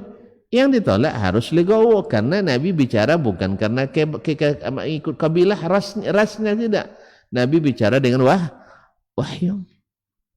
Ada yang dimenangkan satu, dikalahkan yang satu. Tapi ada pula yang dua-duanya diterima oleh Nabi alaihissalatu wassalam. Tidak sama semuanya. Ma'asyiral kiram dirahmati Allah. Jadi kalau kita hari ini ingin dua-duanya benar walaupun bertentangan, ini juga bukan manhajnya Nabi alaihissalatu wassalam. Atau dalam bahasa lain, tidak boleh menyalahkan yang salah, itu tidak boleh. Tapi mencari-cari kesalahan itu memang tidak bagus. Sepanjang ini ceramah dari tadi adalah sejam lebih kan. Ya, sebanyak itu bunga yang saya tebarkan, dapat juga antum racun terselip di dalamnya. Ya. Ya, sebanyak itu yang baik, ayat-ayat Al-Quran, hadis-hadis Nabi, tapi yang dikutipnya rupanya ada pecahan kaca dalam yang tidak disengaja dimasukkan dalam, itu yang dapat dia. Allah musta'an. Kaum muslimin dan muslimat dirahmati Allah SWT. Lau yuti'ukum fi katsirin minal amri la'anittum. Andainya Rasul itu mengikut apa yang kalian inginkan, akan menyulitkan kalian. Tapi Nabi tidak. Sampai-sampai Nabi kadang meninggalkan suatu perbuatan karena takut diwajibkan kepada umat, dan itu berat. Misalnya salat tarawih, pernah Nabi menjadi imamnya. Di malam pertama ramai, malam kedua tambah ramai, malam ketiga tambah ramai, tidak buat masjid. Nabi melihat fenomena ini, takut dia. Karena semangatnya jangan-jangan nanti diwajibkan. Akhirnya malam keempat Nabi tidak keluar lagi. Ya, mereka nunggu-nunggu. Dilanting-lantingnya punya. Dilemparin dengan kelikir pintu Nabi alaihissalam supaya dikira Nabi tidak bangun. Nabi tetap bangun, tapi Nabi tak keluar. Apa sebab? takut diwajibkan. Nabi sangat kasihan pada kita. Maka seperti kata Ummul Mukminin Aisyah radhiyallahu anha, ma khuyira Nabi sallallahu alaihi wasallam baina amrayni illa ikhtara aisarahuma. Nabi tak pernah disuruh memilih antara dua hal kecuali dipilih yang paling mudah untuk kita. Walakin Allah habbaba ilaikumul iman wa zainahu fi qulubikum wa karaha ilaikumul kufra wal fusuqa wal isyan. Tapi Allah yang membuat kalian mencintai keimanan, menerima apa yang ada dari Allah dan Rasulnya sallallahu alaihi wasallam, wa zayyanahu fi qulubikum, dan dijadikan iman itu indah dalam hati-hati kalian, wa karaha ilaikumul kufra wal fusuqa wal isyan, dan Allah jadikan kalian membenci kekufuran, kefasikan dan kemaksiatan. Nah, kalau ada dalam hati kita benci pada semuanya, benci fasik, benci kafir, benci kemaksiatan, itu adalah suatu tanda kita dapat hidayah. Ulaika humur rasyidun, fadlan minallah wa ni'mah, ini karunia dan nikmat dari Allah. Wallahu alimun hakim, Allah maha mengetahui dan maha bijaksana. Nah, sekarang dalam keadaan bersaudara tadi, Nabi persaudarakan antara orang-orang beriman. Ya, Nabi SAW jadikan orang-orang beriman itu bersaudara, mu'akhad. Bahkan di awal-awal Islam seperti saling mewarisi seperti saudara kandung. Ma'asyarul kiram dirahmati Allah. Jadi saudara, bagaimana saudara dengan saudara? Begitulah dijadikan antara orang-orang Islam pada masa itu. Dan sampai sekarang, innamal mu'minuna ikhwah, masih. Nah, dalam bersaudara, dalam hidup bersama sesama saudara, mesti ada terjadi gesekan-gesekan antara Ansar dan Muhajirin. Ada terjadi kan? Terjadi. Tapi Nabi SAW tidak membenarkan, bahkan menyebutnya sebagai dakwah jahiliyah, yaitu kalau sudah mengelompok-ngelompok untuk saling memusuhi, itu semuanya jahiliyah. Ya, pernah antara Muhajirin dan Ansar, dua orang budak pergi mengambil air, berselisih dia. Yang satu bilang ya lal Muhajirin, bilang satu ya lal Ansar. Datang Muhajirin dan Ansar hampir berkelahi gara-gara itu. Gara-gara masalah mengambil air aja. Entah tumpah air, entah gimana, tak tahu. Akhirnya mereka hampir bertemu, hampir berkelahi. Nabi SAW katakan, panggilan ya lal Muhajirin. Muhajirin kan panggilan mulia kan? Ansar panggilan mulia kan? Terpuji kan? Tapi kalau untuk berperang, untuk saling memusuhi, panggilan jahiliyah. Sama kita sekarang misalnya, apakah atas nama mazhab Syafi'i, mazhab Maliki, mazhab Hambali, Hanafi, kan tidak ada masalah kan? Mazhab Syafi'i, Imam Syafi'i, mulia kan? Bertisab kepada Imam Syafi'i, mulia kita. Tapi kalau dijadikan untuk memusuhi satu sama lain, ini jahiliyah. Bahkan ma'asyarul kiram dirahmati Allah, ahlus sunnah wal jamaah sendiri, ya, lalu karena harus seperti kita ahlus sunnah wal jamaahnya, bukan seperti sunnah Nabi, harus seperti kita, itu jahiliyah. Berkata Syekh Ibnu Taimiyah rahimahullah ketika beliau membahas masalah as-salaf dan as-salafi, as-salafiyin. Panggilan as-salaf mulia karena mereka adalah para sahabat. As-salafi yang menisbahkan diri pada sahabat Nabi alaihissalam, as-salaf salih. Tapi kalau sudah mengotak-ngotak kita bahwa yang ngaji di Abdurrahman bin Auf salafi, yang tidak ngaji di Abdurrahman tidak salafi, ini jahiliyah. Jelas? Jelas ha? Karena membuat permusuhan sama umat. Kalau sudah membuat permusuhan, itu jahiliyah. Mana yang lebih mulia, Al-Ansar wal Muhajirin atau Salafi? Ustaz, mana yang lebih mulia panggilan Muhajirin wal Ansar daripada panggilan Salafiyin? Serius tu? Tak ragu? Ragu tak? Tak, Alhamdulillah. Ya, antum kan hanya menisbatkan diri ke mereka. Dan as-salab itu mereka sendiri. Tentu asal lebih mulia daripada fara'. Iya kan? Kantor pusat lebih besar daripada kantor lawan pusat apa ya? Cabang lah saya kelamaan tuh. Memang tak pernah, belum selesai kuliah ya? Belum ya, dimaklumi. Nah, yang di pusat tentu lebih hebat daripada yang di cabang. Nah, kaum muslimin muslimat. Mereka, tapi itu bukan atas dasar pikiran. Nabi yang bilang, la tasubbu ashabi, jangan kalian cela sahabatku. Fa wallazi nafsi biyadihi, law anfaqa ahadukum mithla uhudin zahaban, lama balagha mudda ahadin wala nasifa.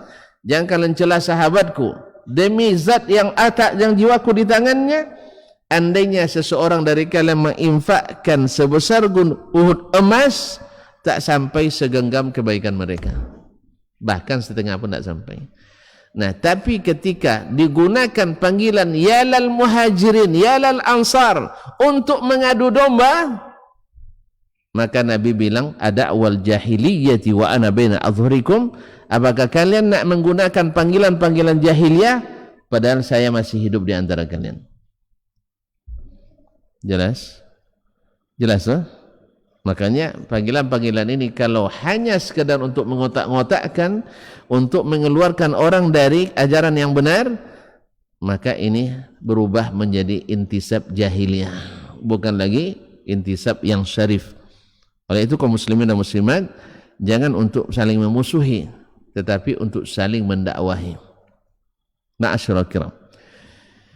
Nah, bila dua golongan mukmin berselisih, apa yang dilakukan? Fa aslihu bainahuma, damaikan.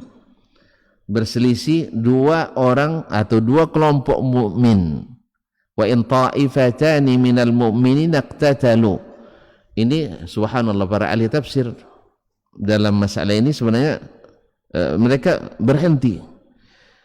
Allah masih menyebut kedua golongan yang berselisih sebagai orang beriman. Paham tak? Berselisih dua golongan, ya, sampai-sampai mereka saling memerangi, tapi mereka masih disebut orang beriman. Maka jangan sampai membenci, lebih dada membenci orang yang tidak beriman. Ini kebaikan, masya Allah, tabarakallah, kaum muslimin dan muslimat. Kita karena melihat dua orang yang berselisih, ini menyebelah ke sini, menyebelah ke sini, seperti bermusuhan. Enggak. Mungkin tuan-tuan salah paham yang tidak mengerti sejarah atau mengambil sejarah dari yang bukan ahlinya Islam, yang menebar racun dalam Islam. Mereka ketika melihat perseteruan atau perangan antara Ali dan Muawiyah, ini kan banyak tafsirnya, mereka ya gara-gara itu aja berebut kekuasaan, gitu tafsiran apa? Sebab kita orang sekarang menilai mereka dengan gaya sekarang. Padahal biar tuan tahu, Abu Hurairah radhiyallahu taala anhu, ya, dia yang meriwayatkan hadis waiha Ammar taqtulul fi'atul baghiyah. Kasihan Ammar, kata Nabi SAW, dia akan terbunuh karena masih hidup dia. Kan Ammar kan terbunuh setelah Nabi wafat, bahkan jauh setelah Nabi wafat. Jadi akan terbunuh oleh golongan yang memberontak. Makanya Abu Hurairah di saat terjadi fitnah antara Muawiyah dan Ali, dia cari di mana Ammar ibn Yasir ikut. Di mana Ammar ibn Yasir ikut. Ternyata dia dapatkan dia di pasukan Ali bin Abi Thalib. Maka Abu Hurairah ikut pasukan Ali bin Abi Thalib. Karena Nabi menyebut Ammar nanti dibunuh oleh disambung oleh pemberontak. Jelas? Tapi walaupun demikian, Allah menyebut kedua golongan ini minal mu'minin, dua golongan orang beriman. Di mana dapatnya? Hadis Nabi SAW. Ini panjang cerita, jadi tuntun tidak sabar lagi nampaknya. Besok lagi kesambung ya, ada jilid 2-nya. Agar kondusif selalu ada jilid 2 dan 3 lah ya. Kasihan antum. Atau jangan kasihan saya? Nah. Ma'asyiral kiram dirahmati Allah. Karena ini memang sangat penting kaum muslimin. Jadi Nabi katakan kepada Hasan bin Ali bin Abi Thalib, sewaktu itu Hasan sekitar berumur 6 tahun lah lebih kurang. Nabi katakan, inna waladi hadza sayyid. Ini anakku ini pemimpin. Yuslihullahu bihi baina ta'ifataini minal mu'minin. Allah akan damaikan dengannya dua golongan orang beriman yang bertikai. Jelas? Ini mukjizat Nabi SAW. Ketika terjadi perselisihan antara Ali dan Muawiyah, ini karena sebab terjadi fitnah terbunuhnya Utsman. Ini kan fitnah ini. Kata Muawiyah, usut sampai tuntas. Kalau enggak, kami tidak siap mendukung. Kata Ali bin Abi Thalib, kita selesaikan masalah Khawarij dulu, karena Nabi perintahkan memerangi Khawarij. Karena yang bunuh Utsman terjadi gerakan-gerakan Khawarij di Kufah, selesaikan itu dulu, baru dicari siapa pembunuh Utsman.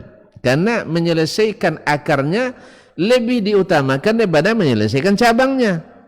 Kalau cabang dikunting, nanti akar tak diselesaikan akan tumbuh juga. Tidak bertemu ijtihad keduanya. Akhirnya terjadilah ditambah banyak tukang khoyaknya juga, tukang sorak-sorakinnya, yal-yalnya banyak. Di samping ada yang memancing di air keruh, hanguskan mereka dari permukaan bumi. Ada yang mancing di air keruh. Yang seperti itu juga ada di kalangan Syiah. Jadi kalau ada yang seperti hari ini, jangan-jangan juga terpengaruh gaya Syiah. Untuk umat sudah semakin retak, dia sengaja campakkan dan pukuli supaya semakin pecah. Ini yang seperti na'udzubillah tsumma na'udzubillah. Harusnya kita harus menjadi, kalau terjadi percikan api, kita harus memadamkannya, bukan justru memberikan minyaknya. Kecuali kalau hati diisi dengan kebencian kepada orang-orang Islam. Nas'alullah as-salamata wal afiyah. Kaum muslimin, Allah dan Nabi menyebut dua golongan mukmin, bukan muslim, mukmin, di atas derajat muslim lagi. Allah akan damaikan nanti antara dua golongan mukmin yang bertikai. Nah, di saat Ali wafat, dibunuh oleh orang Khawarij, maka fitnah itu luar biasa kaum musliman dirahmati Allah. Berujung dengan pembunuhan Ali oleh Abdurrahman bin Muljim, dan ini diangkat sebagai pahlawan internasional oleh Syiah juga. Mereka bersyukur sekali ada golongan Alawiyin. Ini panjang lagi cerita, saya jelaskan nanti. Ya, tapi jangan, kalau antum tidak paham, jangan dipotong dulu masalah ini ya. Kadang-kadang dipotong, tidak paham, bikin masalah juga. Tidak, kalau saya jelaskan juga sampai tidak banyak, ada setengah jamnya untuk masalah ini. Ya biar jelas itu. Adalah golongan Alawiyin namanya. Nah, karena harus dibahas tentang keyakinan mereka sebagai akar. Tidak usahlah dulu ya. Oleh sebab itu jangan dicatat itu dulu. Itu jangan dicatat dulu. Nanti takut nanti syaitan bisikkan antum, ini bagus untuk di-share ini katanya. Ya, share barang yang mentah. Nah, ma'asyiral kiram dirahmati Allah. Sampai di mana tadi? Ali berselisih dengan Muawiyah. Kemudian didamaikan antara kedua pasukan ini oleh siapa? Oleh Hasan bin Ali bin Abi Thalib. Di saat dia jadi khalifah setelah ayahnya dan dibaiat, akhirnya beliau meletakkan jabatan sebagai khalifah. Berat enggak? Berat enggak? Syekh, antum meletakkan jabatan sebagai suami, berat enggak? Berat apa enggak? Berhenti jadi suami? Enggak ya? Ya Allah, ada masalah nampak di keluarga. Meletakkan jabatan bukan mudah, akhi. Bahkan orang kadang kalau sudah jadi pemimpin itu, antum tahu sendirilah. Enggak usah saya jelaskan, panjang lagi penjelasan nanti. Berat kan? Ngangguklah yang dalam. Berat. Nah, meletakkan jabatan bukan masalah mudah. Apalagi kita yang legalnya, kita yang resminya, kita yang legal dan kita yang resmi, jelas dibaiat oleh para sahabat. Nah, tapi dia letakkan jabatan. Tujuannya apa? Untuk mendamaikan, menyelesaikan pertikaian antara ahli Syam dengan ahli Al-Hijaz. Akhirnya kekuasaan berpindah dari khalifah ke raja pertama Islam, yaitu Muawiyah bin Abi Sufyan radhiyallahu taala anhu. Selesai masalah. Akhirnya umat Islam tak ada lagi dari sisi ini berperang. Seperti yang dikatakan Nabi, 2 golongan orang beriman. Sampai angkat senjata, akhi. Ini kita baru hanya sekedar perang medsos masih. Tapi sudah seperti di luar Islam kita. Berangus dari muka bumi. Auzubillah. Ini bahasa apa yang antum gunakan? Kalau memang masih tersimpan cinta terhadap orang beriman, orang Islam, kata-kata ini tak boleh keluar. Simpan aja di hati dulu. Sebab seperti kata Syekhul Islam Taimiyah rahimahullah, ma min jasadin aw la yakhlu jasadun minal hasad.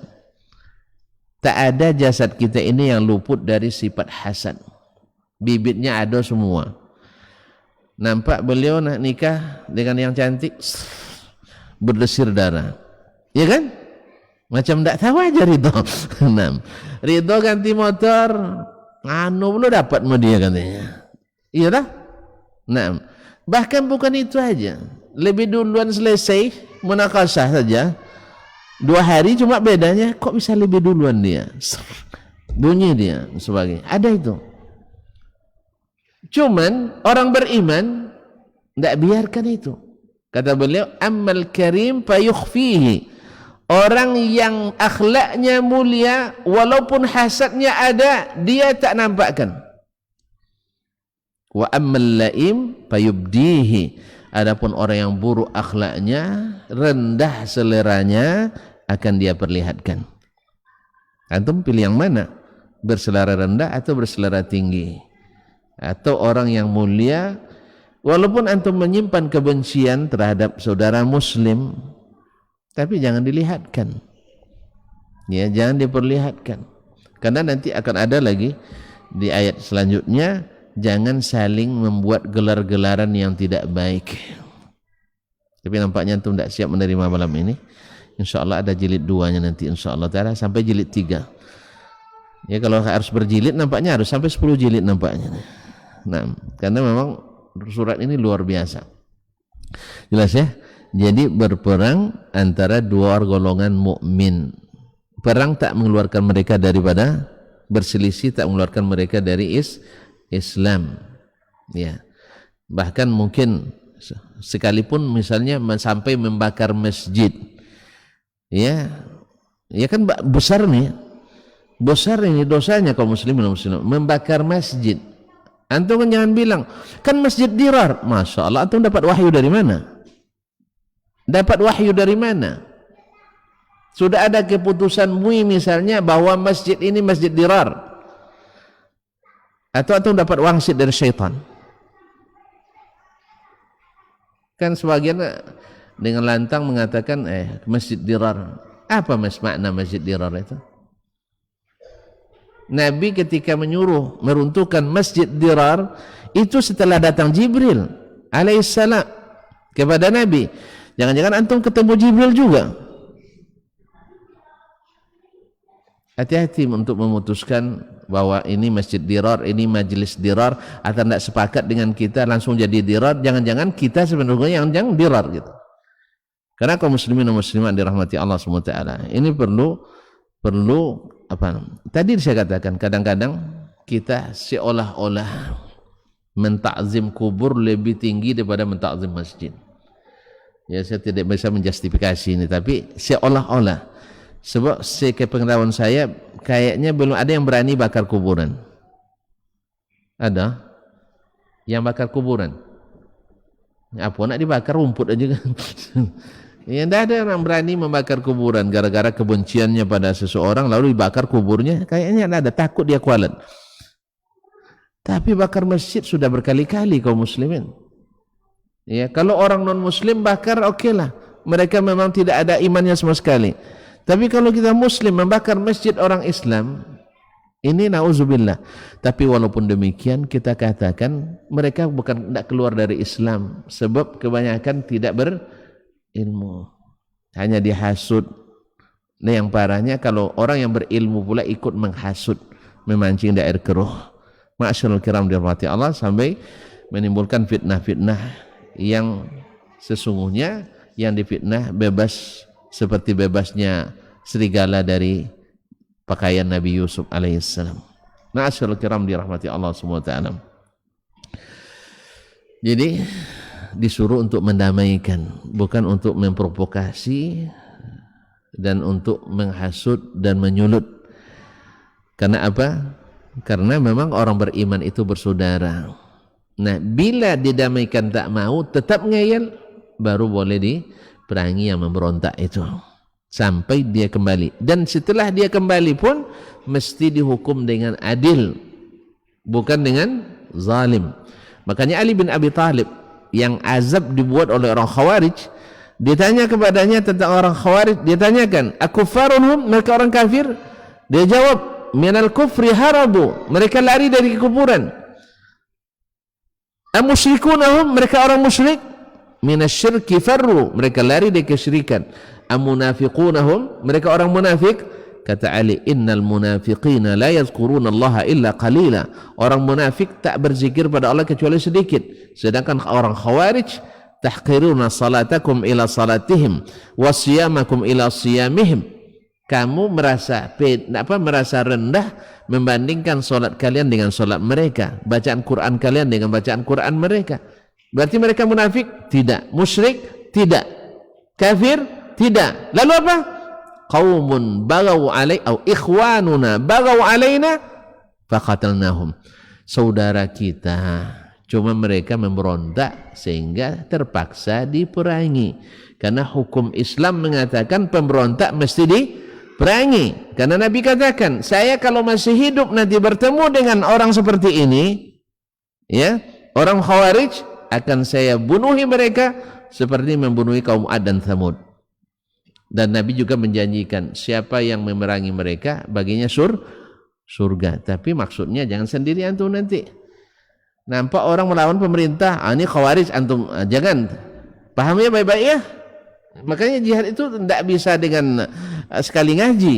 Jihad itu lama prosesnya. Nabi 13 tahun di Mekah tidak boleh jihad, ya kan? Jelas tuh? Dan harus dibimbing oleh wahyu yang benar, pemahaman yang sahih. Kalau tidak nanti jahat. Maka bom sana bom sini itu kejahatan, bukan jihad. Jelas ya? Bom sana bom sini siapa yang ngajarkan? Yang mati orang Islam juga. Dan adapun orang kafir yang mati orang yang tak boleh dibunuh juga, orang yang terikat perjanjian dengan kita. Jelas ya? Maka ini adalah bom jahat, bukan bom jahat, bukan bom jihad. Nah, ma'asyiral kiram dirahmati Allah SWT. Jadi damaikan mereka karena mereka saudara kita. Bila mereka kembali, terima dan beradillah kepada mereka. Sesungguhnya Allah mencintai orang yang adil. Kemudian Allah katakan, innamal mu'minuna ikhwah fa aslihu baina akhawaykum wattaqullaha la'allakum turhamun. Ma'asyiral kiram dirahmati Allah. Ini bagian yang kedua dari aturan yang Nabi SAW belum selesai ini. Mudah-mudahan kita sambung pada pertemuan yang akan datang. Entah kapan saya tidak tahu. Ya mungkin pekan depan tidak ada. Bulan depan itu pun masih rentan. Ya, karena biasanya di pekan kedua, bulan kedua itu selalu ada masalah biasanya. Ada masalah. Saya tidak tahu apa yang akan terjadi, tapi biasanya ada masalah. Berarti harus 2 bulan kita nunggu. Gara-gara bulan kedua ada masalah, pekan kedua insya Allah 2 bulan ketemu. Tapi tidak janji nih. Bisa saja. Alhamdulillah kita masih bisa bulan depan. Biiznillah ta'ala. Kalau tidak, dari sekarang saya minta permisi ini Pak. Makanya agak lama sedikit jamak takdim. Baik. Barangkali dengan yang sedikit ini mudah-mudahan bisa memberikan gambaran bagaimana seharusnya kita sesama muslim menjaga situasi, menjaga kondisi dengan tetap mengaji, bukan dengan membuat fitnah-fitnah keji. karena fitnah itu tak bagus, menandakan kita orang yang tidak punya wawasan yang luas, hati yang lapang, yang tidak mengerti tentang bagaimana seharusnya bersaudara, ya. Karena nanti akan ada di antara hak bersaudara itu adalah saling menunjukkan kebenaran, mengingatkan kebatilan. Itu wajib, itu bukan sunat, wajib. Jadi yang namanya orang salah, dibilang salah itu memang tidak mudah memang. Itu harus dipahami. Oleh sebab itu pandai-pandai juga untuk mengungkapkan itu. Ya kalau perlu disanjung dulu, habis itu baru ini kan diangkat-angkat dulu. Setelah itu baru disebutkan dengan bahasa yang barangkali tidak melukakan. Oleh sebab itu juga pelajaran berharga bagi kita yang kita diberikan petunjuk oleh Allah, hidayah untuk mencintai, menghidupkan sunnah Nabi SAW, juga tidak boleh secara euforia berbangga sampai-sampai kita meremehkan, karena akan ada nanti ayatnya lagi, la yaskhar qaumun min qaumin, tidak boleh merendahkan. Karena kita tidak ada jaminan bahwa dengan kita berada di jalan ini kita otomatis masuk surga, belum tentu. Tapi setidaknya kita sudah menempuh jalan aman, jalan yang sudah dibentangkan oleh Nabi SAW. Mudah-mudahan siapa yang biasa dengan sesuatu, Allah selesaikan pula hidupnya dengan apa yang dia biasakan itu. Kita membiasakan menghidupkan sunnah Nabi, mengikuti as-salafus salih, dan menjauhi hal-hal yang diada-adakan. Mudah-mudahan kita dikumpulkan dengan mereka. Wallahu musta'an wa alaihi tuklan. Mohon maaf kalau terlalu panjang, anggap aja jamak takdim. Oh, sekali sebulannya, masa tidak mau antum panjang lama-lama. Ya, awak rindu sama antum tak rindu sama saya. Baik, terima kasih. Wallahu taala alam wa sallallahu ala nabiyyina Muhammad wasallam. Wa subhanakallahumma bihamdik, asyhadu an la ilaha illa anta astaghfiruka wa atubu ilaik. Wassalamualaikum warahmatullahi wabarakatuh.